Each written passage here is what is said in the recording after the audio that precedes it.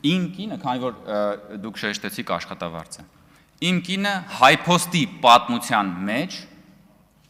ամենացածր աշխատավարձ ստացող տնօրենն է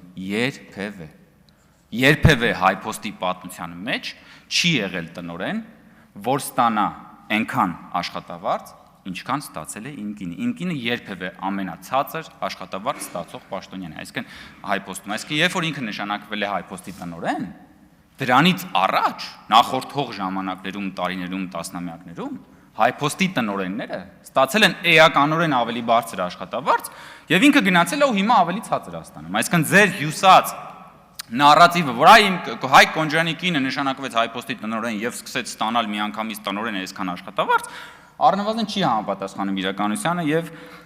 կեղծ թեզ է։ Որպեսզի դուք պատկերացնեք, ես ձեզ ասեմ, որ հայփոստի նախորդող ժամանակաշրջաններում եղել են ստորաբաժանումների ղեկավարներ, տնօրենի մասին չի խոսքը, նույնիսկ փոխտնօրենների մասին չի։ Նախորդող ժամանակներում եղել են ստորաբաժանումների ղեկավարներ, որոնք որ ստացել են էականորեն ավելի բարձր աշխատավարձ, քան թե այսօր ստանում է հայփոստի տնօրենը։ Հետևաբար աշխատավարձի վերաբերյալ ձեր դատողությունները հետաքրքիր կլիներ նաև լսել այն ժամանակ։